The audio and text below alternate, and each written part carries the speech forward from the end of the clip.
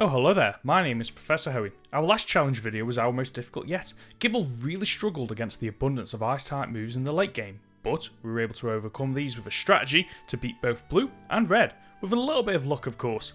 Okay, a lot of luck. This time we're off to the Unova region and attempting to beat Pokemon Black with just a Deino. Yet another Dragon pseudo-legendary Pokemon with a base stat total of 300. Deino's stats are interesting. Its speed stat is terrible, and its special attack isn't much better. Its best stat is its attack, which is boosted because of Deino's ability Hustle, increasing Deino's attack by 50%, with the trade-off being that it lowers its accuracy by 20%. But special attacks are unaffected, so basically we can either use physical attacks which are stronger but aren't guaranteed to hit, or rely on its terrible special stat. And to make matters worse, because of our dual Dragon and Dark typing, we're weak to Fighting, Bug, Ice and Dragon. Not ideal when the 7th and 8th gym leaders specialise in the latter two, and Marshall of the Elite Four specialise in fighting type Pokemon. But what about its moveset? Well, it starts with Dragon Rage, which will make the beginning of this game a doddle.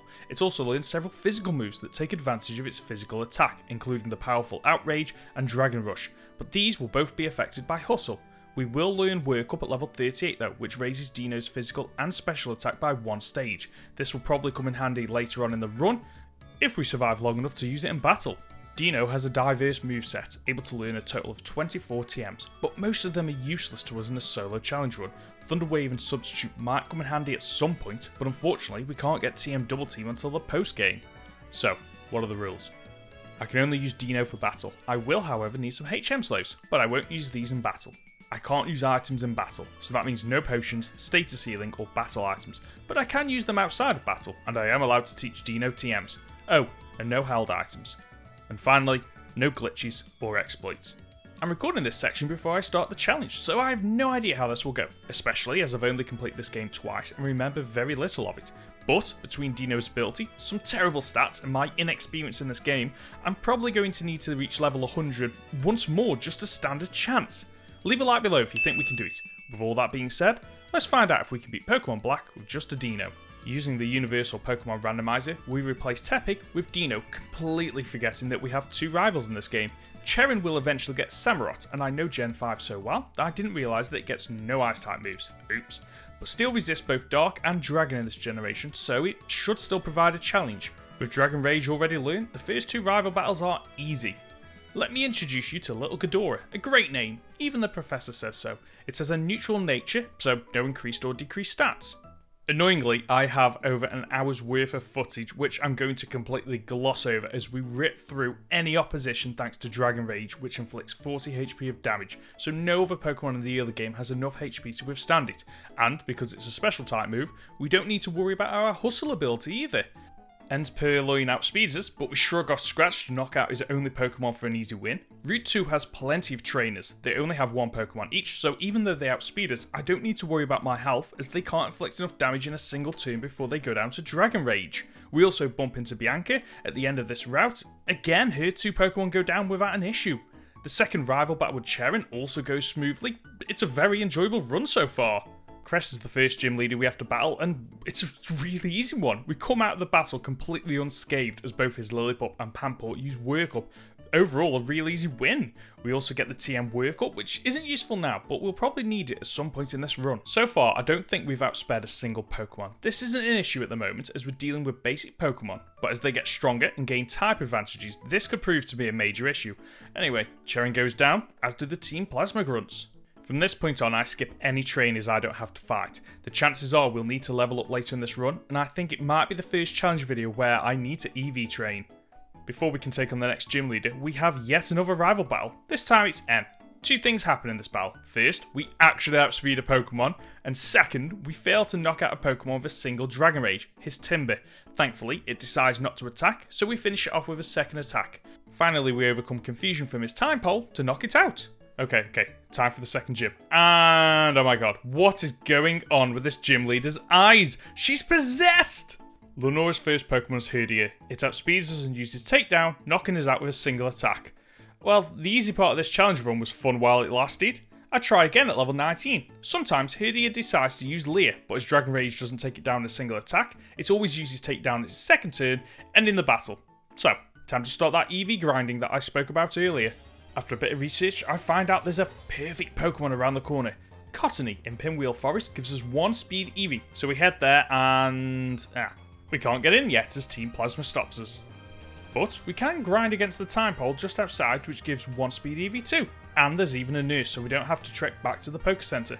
Between grinding and gaining some attack EVs from the Pidove and Timball, I head back to re-challenge the gym, and it's not until level 23 that we're able to win. Even then it takes a few attempts.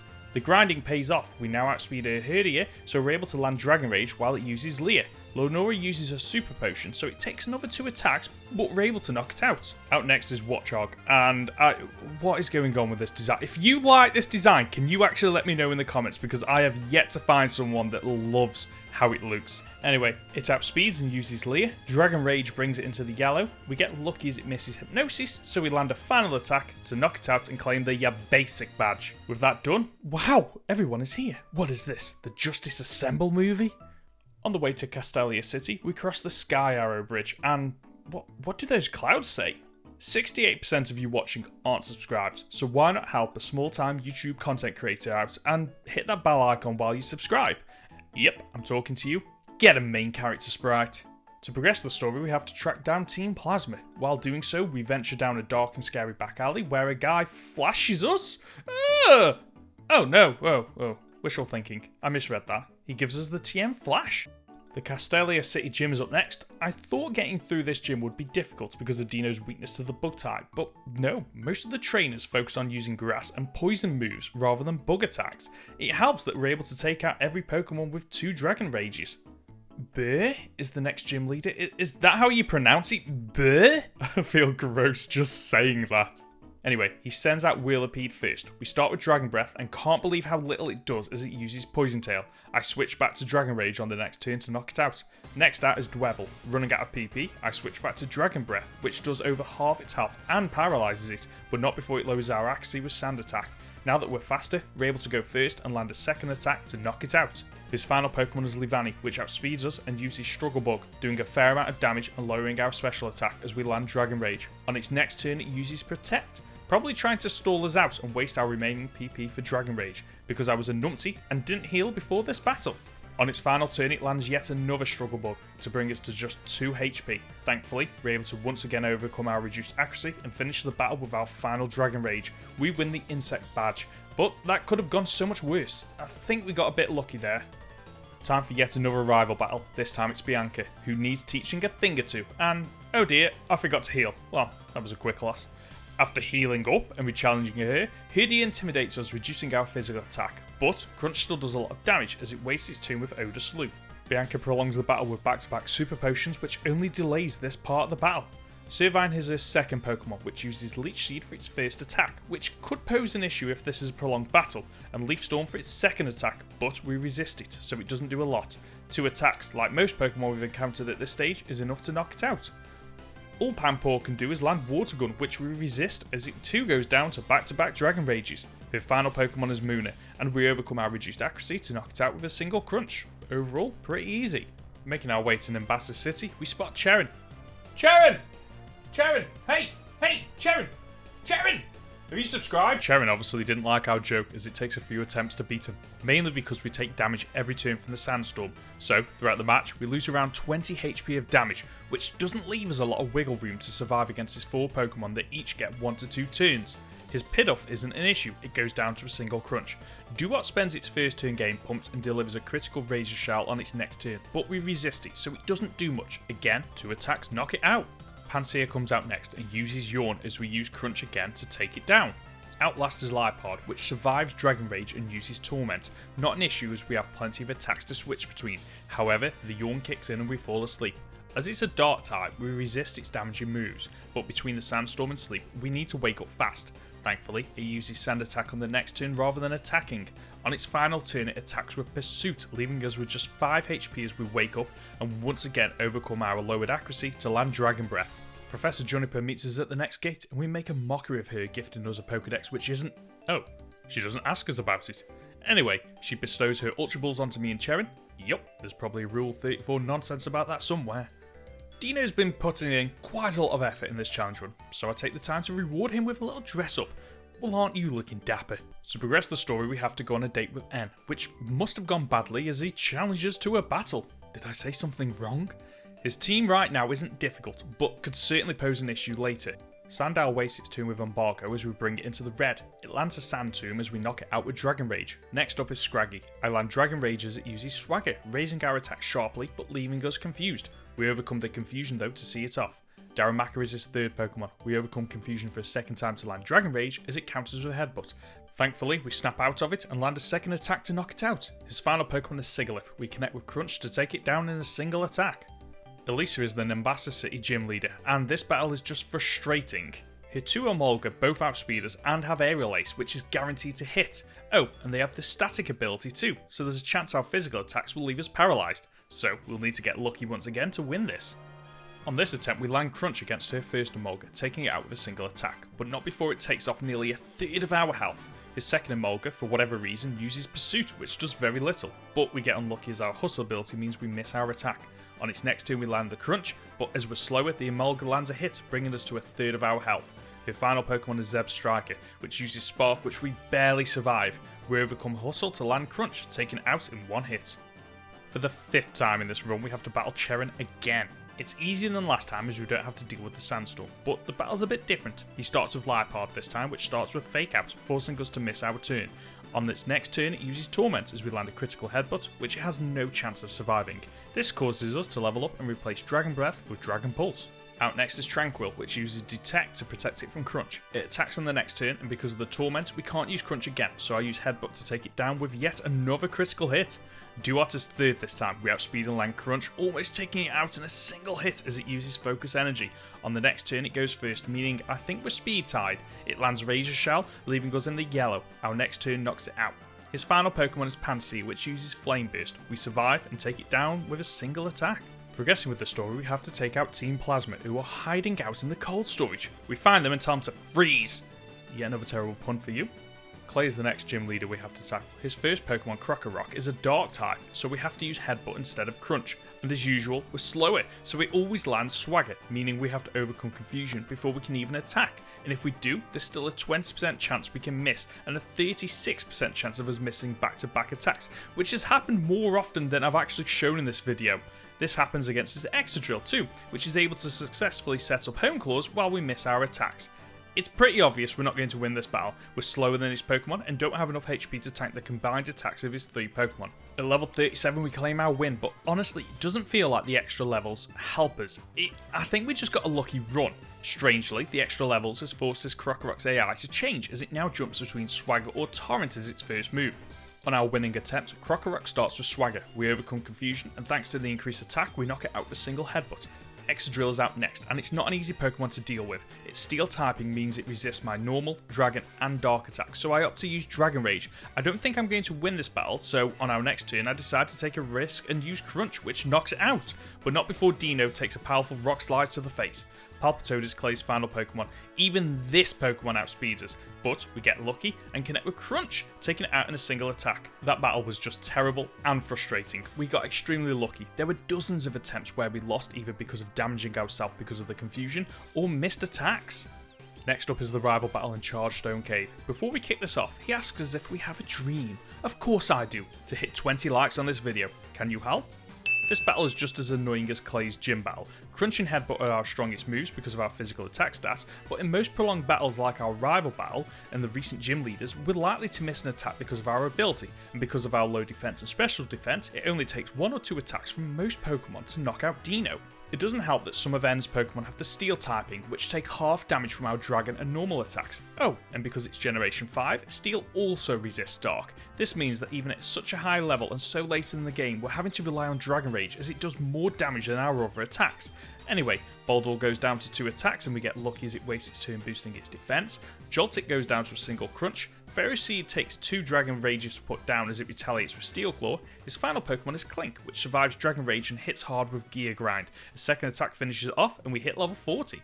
The next gym is Scarlet, the Flying type gym leader. After recent battles, this one is a breath of fresh air. I don't know why there's so many puns in this script. I'm sorry. It only takes a couple of attempts. Swoobat uses its first turn to use Amnesia, so we take no damage as we land Crunch to take it out. And Pheasant is her second Pokemon, starts with Leer as we land an attack, which it barely survives. Knowing she'll heal up next turn, I use Dragon Pulse. It won't do as much damage, but we're guaranteed to land it. On the next turn, Pheasant lands Quick Attack, which does a surprising amount of damage, but second Dragon Pulse takes it down. Swanna is her last Pokemon, which starts with Aqua Ring. Dragon Pulse doesn't even do half its health worth of damage. We're not going to survive another couple of attacks, so I have to take a risk and use Crunch. We get lucky as it connects to end the battle. We win, but again, it was insanely close. On our way to Twist Mountain, we're challenged once again by Cheren. Seriously, I can't believe how often you fight him. We actually beat him on the first attempt, using a combination of Crunch and Dragon Breath to take out each of his Pokemon. While we're in Icarus City, we take a little detour to pick up TM substitutes. You can only do this in winter. The season is based on your DS's internal clock and changes every month. I can't wait 3 months as I have a deadline to hit with this video, so, like a Time Lord, we change the date on the DS so we can claim it. Bryson is the 7th gym leader we need to tackle and specialises in the Ice type. Not great for us, but we win on the second attempt. Vanillish goes down to a single Crunch. Beartic doesn't go down to Body Slam, but we do paralyse it. Like Clay, he decides to confuse us with Swagger. On our next turn, we overcome confusion and land Crunch to finish it off. Outlast is Cryogonal, which is able to land Aurora Beam as it's quicker than us. We snap out of our confusion and knock it out of a single Crunch. After the rough couple of hours I've had recently in this run, this was refreshing. Bianca challenges us on our way to Opalisad City. Stoutland's Intimidate reduces our attack stats, so we don't inflict enough damage to comfortably make it past the remaining mons. I replaced Dragon Rage with Work Up so we can at least power up Deino. Our victory is mainly a result of Stoutland also using its first couple of turns to use Work Up too. Overall, the battle is relatively easy despite getting burnt and missing a couple of attacks. Time for the final gym, and we can't even make it to the leader as veteran Hugo stops us in our tracks. We're unable to one-shot his Druddigon with any of our attacks. Yes, I could keep trying until we get a critical hit, but we'll need the extra levels eventually anyway, so we're off to grind against trainers, which always sounds so wrong to say, and yet, so right. that's earning me a dislike, isn't it? It's not until we hit level 62 and learn Outrage that we get past this roadblock. With that done, we can mop up the remaining trainers and take on Drayden. Fracture goes down to a single Dragon Pulse, Druddigon goes down to Outrage, as does Haxorus. Wow, the gym I thought would be the most difficult of this run turns out to be the easiest. Before we make our way to Victory Road, we stop off at our hometown to visit our mum and make a mockery of Juniper gifting us a Pokedex, which isn't getting filled up, unlike Cheren's mum. Speaking of Cheren, we bump into him once more on Route 10. What's this now, the 7th battle? Cheren goes down on the second attempt, but we get lucky once again. We connect with Crunch against his Pheasant, which survives and sets up a Razor Wind. On our next turn, it connects, but doesn't do much damage as we take it down with Dragon Pulse. His next 3 Pokemon, Liepard, Samurott and Simisear, all go down to Outrage. I think this video is making this challenge seem easier than it is. I have hours of recorded footage where I've come so close to winning only to lose because we miss a physical attack because of hustle. In battle with gym leaders and other rivals, missing an attack usually means we lose, as Deino's terrible defense means it only takes a few attacks to knock us out. Not ideal when we're slower than most Pokemon we come across. This challenge has made me realise that Deino is very much a risk and reward Pokemon. Yes, most Pokemon go down to a single physical attack, but we have a 20% chance of missing, meaning if we don't connect, we leave ourselves open to an attack. So I have to constantly juggle between using physical attacks or using Dragon Rage and Dragon Breath, which guarantees we connect, but isn't usually strong enough to KO trainer Pokemon in a single attack. After making it through Victory Road, we get the choice of which Elite Four member to take on first. I choose Caitlin, the Psychic trainer. Why is she sleeping? Is she getting paid to sleep? Do I have to sleep with? Despite all our Pokemon being the Psychic typing, they all have secondary attacks that can still hit us. But we have a great run. Rhea Nicholas goes down to a single Crunch. Sigilus outspeeds us though and does a hefty amount of damage, but a single Crunch knocks it out. We miss our attack against Gothitali, but thankfully it uses Calm Mind rather than attacking, so we survive and are able to attack again, this time connecting and knocking it out. Mushano's out last and another Crunch is enough to see it off. We take on Shauntal next. She specialises in Ghost-type Pokemon, so again we have a type advantage. The first mon is Cofagrigus, and we have to attack it straight away or we risk being burnt because of Will-O-Wisp. The burn state halves your attack, so if it connects, I don't think we can win. On the plus side, when we knock it out, we gain its Mummy ability, which means that our accuracy is now 100%, so Golok goes down to a single hit. A third Pokemon is Chandelure, which misses Fire Blast, but as we resist fire, I don't think it would have done much anyway. Knocking it out leaves us burnt because of its Flame Body ability, but it doesn't matter, as Jellicent also goes down to a single attack. The next member of the Elite Four we choose to tackle is Grimsley. His first Pokemon is the dual Dark and Fighting type Scrafty, a terrible matchup for us. Even though we're 16 levels higher, it survives Outrage, so we have to use Work Up on our first turn to boost up our attack to knock it out on the second. Scraggy either uses Sand Attack or Brick Break, the latter putting us in the red every time, leaving us with so little HP that we can't even get past his second mon. Even at level 70, Scrafty is a terrible first Pokemon to battle. I teach little Ghidorah Substitute, replacing Outrage. While Outrage is a powerful move, it can only be used 2 to 3 turns before we become confused, and as the Elite Four have 4 Pokemon, this leaves us kind of short. The extra levels in Substitute don't improve our attempts. A single Brick Break is enough to destroy the Substitute. Every now and again it uses Sand Attack instead, allowing us to use Work Up, but I'll need to be a higher level. So I take the time to EV train once again. Even at level 80 we can't beat Grimsley, so I take a shot at the only other remaining member of the Elite Four, Marshall.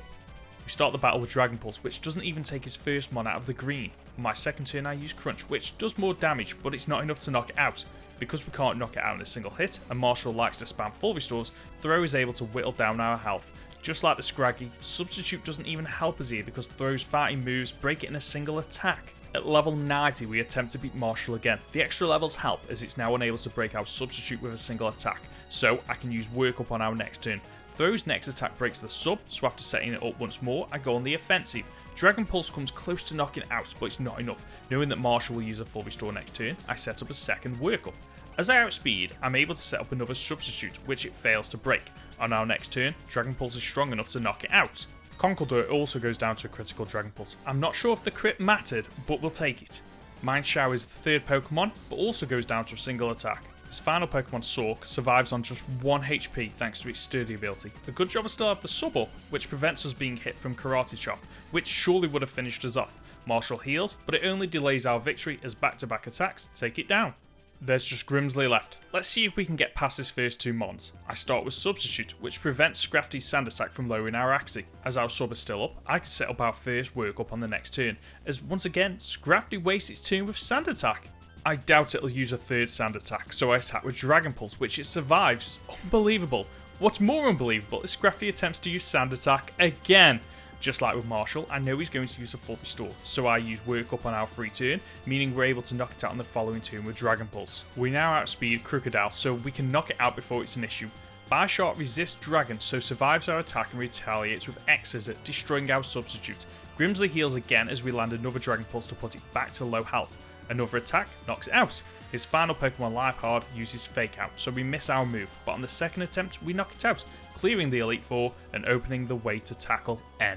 The difficulty in this challenge has been all over the place, alternating between easy and difficult. We struggled against trainers with more than 2 Pokemon, and N has 6, so I'm not sure how easy this will be. Heck, I'm not even sure it's achievable, but at least we have an extra 10 levels if needed. But if I could start again, I'd probably focus on a special build for Deino, so I wouldn't need to worry about its reduced physical accuracy. On our way to N, we're confronted by the Sages and, oh my, doo-doo-dee-doo. Gym leaders, assemble. We're in the endgame now. So, turns out before you can challenge N, you have to catch Reshiram. A good job I have this Master Ball. Turns out that Reshiram starts the battle with N. Not ideal, but there's nothing I can do about this, so it doesn't negate this challenge. So, I waste my turns by throwing balls until Reshiram is knocked out, and it doesn't matter as we lose to N anyway. So, we're able to box Reshiram and try again.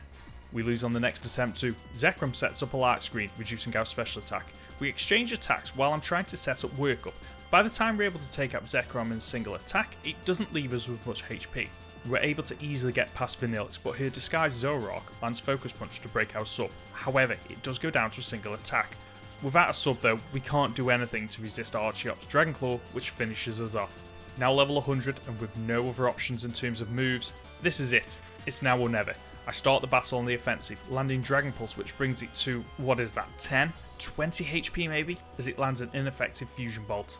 We spend the next 2 turns setting up. N heals and sets up Light Screen, while I set up a Substitute and use Work Up. I also spend the next 2 turns powering up with Work Up as N switches back to the offensive to destroy our Substitute. With our attack and special attack raised, and knowing Zekrom needs to recharge, I set up a Substitute to give us a bit of breathing space to get past the remainder of his team. On the following turn, Zekrom goes down to Dragon Pulse. Like last time, Vanillix also goes down to a single attack.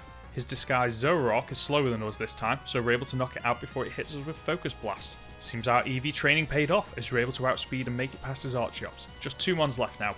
The real Kling Clang is out and goes down to a Dragon Pulse despite it not being very effective. Outlast is Caracosta, which survives Dragon Pulse because of its sturdy ability. It misses Stone Edge as we land a second attack to finish the battle and save the world. Oh, I know this game so well that I forgot that you have to beat Ghetsis too. Our first attempt is a complete write-off. We miss Crunch as Coffee uses Toxic. That's pretty much game over at this point, with his next two Pokemon finishing us off. Knowing it'll likely use Toxic on the first turn, on the next attempt, I use Substitute. It pays off as Toxic fails. Coffee, for whatever reason, spends the next 3 turns switching between Toxic and Protect, allowing us to build up our attack and special attack. When we finally do attack, we miss because of Hustle, and we're hit with Shadow Ball, but it fails to break our Substitute. We're able to finish it off without any other issues and switch abilities with it, so our accuracy for physical attacks is now 100%. Hydreigon is still faster than us and breaks our sub as we counter with our own Dragon Pulse to knock it out. Bisharp is out next, but our heightened attack means we take it out with a single attack. His final 3 Pokemon, Bouffalant, Seismitoad, and Electros can do nothing as we steamroll through them, completing the game and completing my most frustrating challenge to date. Thanks for watching. If you've enjoyed this video, then click here to watch another challenge video, or here to watch the full solo challenge playlist. If you really love this video, then you'll love my next one, where I attempt to beat Pokemon X with just a Goomy. So, subscribe and ding that bell icon to be notified when it goes live. Until next time, remember to flex your inner geek. See ya!